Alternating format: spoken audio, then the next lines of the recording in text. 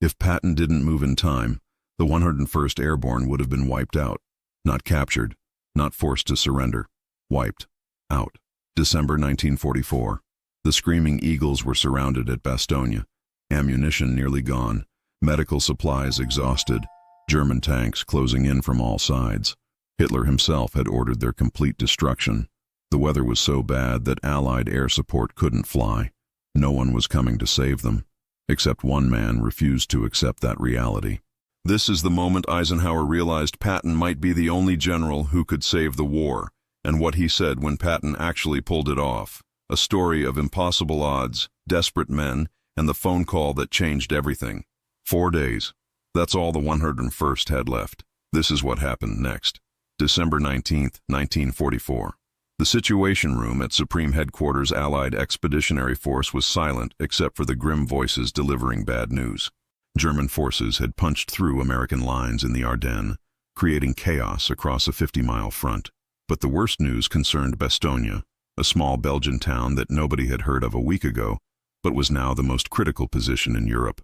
The 101st Airborne Division, along with elements of other units, was surrounded. Over 10,000 American soldiers trapped with no clear escape route. German forces outnumbered them nearly 3-1. Worse, the weather had grounded Allied aircraft, eliminating air resupply and close air support, the lifelines paratroopers depended on. Eisenhower stood before the map, studying the Bulge and Allied lines. His face was drawn, exhausted. He'd barely slept since the German offensive began. Intelligence officers briefed him on the 101st's situation, and each update was worse than the last. Ammunition rationed to 10 rounds per rifle. Artillery shells nearly depleted. Medical supplies running out. Wounded soldiers lying in freezing cellars because there was nowhere else to put them. And German attacks intensifying. How long can they hold? Eisenhower asked. The intelligence officer hesitated. Sir, realistically, 4 to 5 days. Maybe a week if they're lucky. After that, they'll be out of ammunition and supplies. The Germans will overrun them. Eisenhower's jaw clenched. Losing an entire airborne division, America's elite troops, would be a military catastrophe. But it would be even worse for morale. These were the men who had jumped into Normandy on D-Day, fought through Operation Market Garden, earned legendary status. If they were annihilated at Bastogne, the psychological impact on Allied forces would be devastating. What are our options for relief? Eisenhower demanded. His staff outlined the grim reality. British forces under Montgomery were containing the northern shoulder of the German breakthrough, but couldn't attack south toward Bastogne quickly. Other American units were engaged in desperate defensive battles. Nobody had the strength or position to launch an immediate relief operation. Nobody except Third Army, currently fighting 100 miles south in the Saar region. That meant Patton. It always came back to Patton. Eisenhower had spent years managing George S. Patton's brilliance, ego, controversies, and insubordination. Their relationship was exhausting. But now, staring at the map showing 10,000 surrounded Americans, Eisenhower realized something uncomfortable. Patton might be the only general capable of pulling off the impossible maneuver needed to save them. Get me Patton, Eisenhower ordered. Tell him we need him at Verdun tomorrow for an emergency conference. And tell him to bring plans for offensive operations. He'll know what that means. After his staff left, Eisenhower stood alone in the Situation Room. His aide, Harry Butcher, later recorded that Eisenhower whispered to himself, "George, for once in this goddamn war, do exactly what I need you to do. Those paratroopers are counting on you. America is counting on you. I'm counting on you. Don't let me down." December 19, 1944. The meeting at Verdun has become legendary, the moment when Patton made the promise that changed everything. But what's often overlooked is Eisenhower's reaction, his words, and the weight of the decision he made that day. The atmosphere in the Verdun headquarters was tense. Eisenhower opened by stating the obvious. The present situation is to be regarded as one of opportunity for us, and not of disaster. He was trying to maintain confidence, but everyone in the room knew this was the worst crisis the Allies had faced since D-Day. Then Eisenhower turned to his assembled generals. I want you to think about this, really think, before you answer. How quickly can we mount a relief operation to reach Bastogne? Most generals began calculating logistics, supply lines, troop availability. Then Patton spoke up. I can attack on the 22nd with 3 divisions. Silence. Other generals exchanged glances. Was Patton serious or grandstanding? To disengage from active combat, rotate 90 degrees, move over 100 miles through winter conditions, and launch a coordinated attack in 72 hours was beyond anything attempted in modern warfare. Eisenhower's eyes locked onto Patton. His response, recorded by multiple witnesses, was measured and deadly serious. "George, I'm not asking for optimism. I'm not asking for what might be theoretically possible. I'm asking what you can actually genuinely accomplish. The lives of 10,000 American soldiers depend on your answer. The men of the 101st Airborne are surrounded, outnumbered, running out of everything. If you say you'll be there and you're not, they die. All of them. So I'll ask again, can you attack on December 22? Patton didn't hesitate. "Ike, I've already got 3 plans prepared. My staff anticipated this meeting. We've war-gamed the contingencies. On December 22nd, my 4th Armored Division will attack north toward Bastogne. This isn't a promise. It's a fact." Eisenhower studied Patton's face, searching for the usual bravado, the exaggeration, the grandstanding. Instead, he saw cold certainty. Patton had actually prepared for this before the meeting. That level of foresight impressed even Eisenhower. "All right, George, you've got your mission. Relieve Bastogne. You have operational freedom to execute as you see fit. But understand this." Eisenhower leaned forward, his voice dropping to a tone his staff rarely heard. "If you fail, if those paratroopers are lost because you couldn't deliver what you promised, I will personally see that you never command troops again. Not just relief from 3rd Army. End of career. Am I perfectly clear?" "Crystal clear, sir. I won't fail."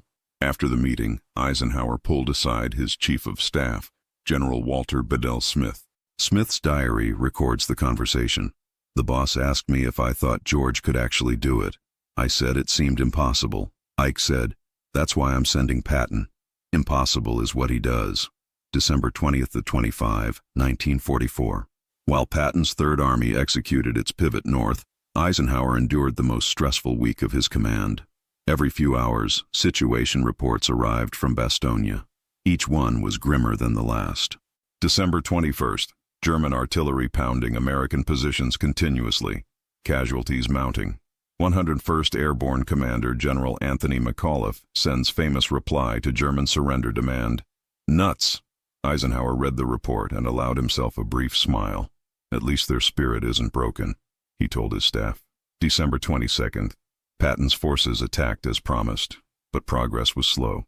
Winter conditions, determined German resistance, and difficult terrain slowed advance. At Bastogne, ammunition critical. Some units down to 5 rounds per rifle. Medical supplies nearly exhausted. Wounded dying from lack of treatment. Eisenhower sent message to McAuliffe. "Hold at all costs. Relief is coming." But privately, Eisenhower confided to his diary, "I gave George the green light because I had no choice. Now I'm watching the clock, watching the maps, and praying he reaches Bastogne before it's too late. Every hour that passes, more paratroopers die. If George doesn't break through, their blood is on my hands for trusting him." December 23rd. Weather cleared enough for air resupply. C-47 transports dropped ammunition, medical supplies, and food to Bastogne. It bought time, but not much. German attacks intensified, perimeter shrinking, some positions overrun, hand-to-hand fighting in the streets. Eisenhower received reports that German forces were preparing a major assault to finally crush Bastogne's defenders. Hitler had personally ordered the town's capture at any cost. Eisenhower sent urgent message to Patton. "George, I need maximum effort. The 101st can't hold much longer. Whatever you're doing, do it faster." December 24th, Christmas Eve. Eisenhower spent the evening in his office, unable to rest. Staff officers noted he looked 10 years older than a week ago. Reports showed 3rd Army still fighting toward Bastogne, miles away. At current pace, they might not arrive in time. Eisenhower composed messages to families of the 101st Airborne, letters he would send if the paratroopers were lost. He wrote to McAuliffe's wife, to the division chaplain's family, to the families of men he'd personally spoken with before they deployed. His aide found him late that night, surrounded by unfinished condolence letters. Eisenhower looked up and said simply, "I hope I don't have to send these." December 25th, Christmas Day.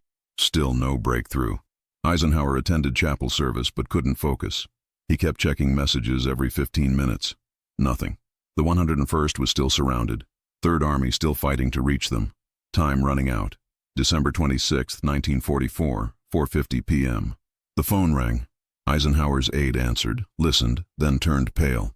"Sir, it's General Patton. He says it's urgent." Eisenhower grabbed the phone. "George?" "Ike, we're through. 4th Armored made contact with the 101st at 1650 hours. The corridor is narrow, but it's open. We're pushing supplies and reinforcements through now." Bastogne is relieved. For several seconds, Eisenhower couldn't speak. His hand gripped the phone so tightly his knuckles turned white. Staff officers in the room watched their Supreme Commander's face transform, tension releasing, shoulders dropping, eyes closing briefly. "George, say that again." "We're through to Bastogne. The Screaming Eagles are safe. They're battered to hell, but they held. We got there in time." Eisenhower's voice, when he finally spoke, cracked with emotion. "George, thank God. Thank you. You did it. You saved them." There was a pause on the line. Patton, never comfortable with sentiment, responded gruffly. "Just doing my job, Ike. Those paratroopers did the real work. We just knocked on the door." "No, George, don't diminish this. You moved an army 90 degrees in a blizzard and broke through German lines in 4 days. That's not just doing your job. That's—" Eisenhower searched for words. "That's why you're invaluable. Despite everything, all our conflicts, this is why." After hanging up, Eisenhower stood motionless for a moment. Then he turned to his staff, and witnesses recorded what happened next. His eyes were wet, tears he didn't bother hiding.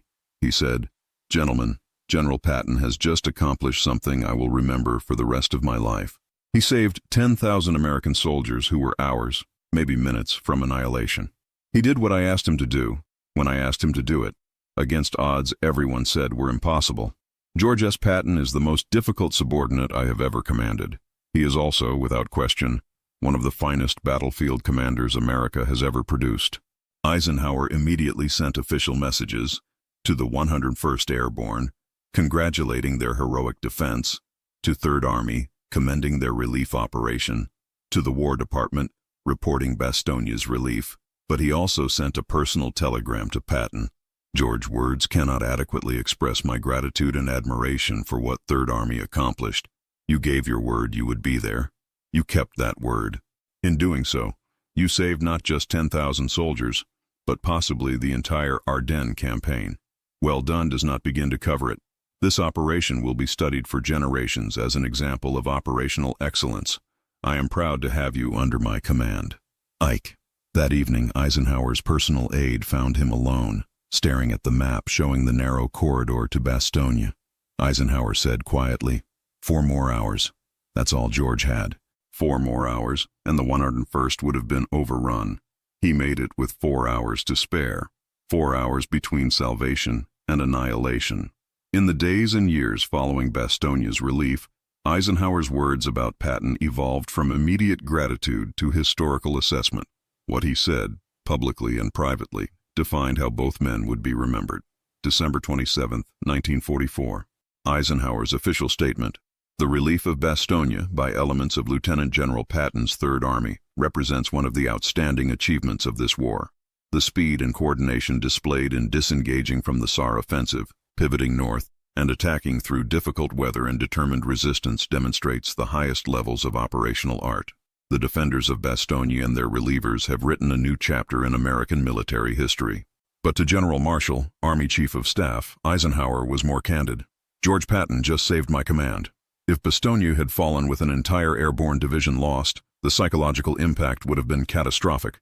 Questions would have been raised about Allied strategy, American military competence, and my leadership. Patton prevented that disaster. Whatever frustrations I've had with him, and they are many, this operation justifies every difficult decision I've made to keep him in command." To British Field Marshal Montgomery, coordinating northern operations, Eisenhower wrote, "Patton's relief of Bastogne demonstrates American operational capability at its finest. I know there have been concerns about American military effectiveness. Bastogne should put those concerns to rest." In his personal diary, Eisenhower revealed the emotional weight. "I have spent years managing George Patton's ego, controversies, and insubordination. There have been times I wanted to fire him, times I've questioned whether he was worth the trouble. Bastogne answered that question definitively. He is worth every frustration, every headache, every moment of anger. Because when it mattered most, when 10,000 American soldiers faced annihilation, George delivered, not eventually. Not with excuses. He delivered exactly when and how he promised. That's the definition of a great commander. To Patton himself, Eisenhower sent a follow-up message on January 2, 1945. George, I've had time to reflect on Bastogne. What you accomplished goes beyond tactical brilliance. You gave those paratroopers hope when they had none. You proved that American forces could execute complex operations under impossible conditions. You changed how Germans view American military capability. Most importantly, you saved lives, not theoretically, but literally. Every man of the 101st who came home to his family after the war owes that to your speed and aggression. That's a legacy worth more than all the medals and promotions in the Army. I wanted you to know that. Years later, in his memoir, Crusade in Europe, Eisenhower devoted significant space to Bastogne. General Patton's relief operation stands as one of the war's pivotal moments. The rapid movement of 3 divisions, the coordination required, and the aggressive execution under terrible conditions showcased American military excellence. History will debate many aspects of the war, but Bastogne's relief is beyond debate. It was operational genius. In a 1964 interview, 2 years before his death, Eisenhower was asked about his most difficult command decisions. His response, trusting George Patton to relieve Bastogne, was agonizing. I was betting everything, the lives of 10,000 paratroopers, the stability of our entire position, on a general who had proven difficult to manage. But I also knew George was the only one who could do it. When he succeeded, when those paratroopers were saved, I felt relief and gratitude beyond anything I can describe. That phone call, "We're through to Bastogne," those 4 words might be the most important 4 words I heard during the entire war. The ultimate testament came in Eisenhower's final assessment, written in 1965. History will remember many generals from World War II, but few will be remembered for saving an entire division from annihilation through pure operational brilliance. That was George S. Patton at Bastogne. Whatever else he was, difficult, controversial, flawed, he was also the man who refused to accept that those paratroopers were doomed. He promised he would save them, and he did. The relief of Bastogne wasn't just a military operation. It was the moment Eisenhower realized that genius, however difficult to manage, was worth every frustration when it delivered miracles. If this story of impossible odds, desperate decisions, and the words that defined legends moved you, subscribe to this channel now. We're bringing you the untold moments, the private words, and the human drama behind history's greatest battles. Hit that notification bell, drop a comment about leadership under pressure, and share this with anyone who needs to hear about what's possible when someone refuses to accept defeat. Thanks for watching. And remember, sometimes the most difficult people achieve the most extraordinary things.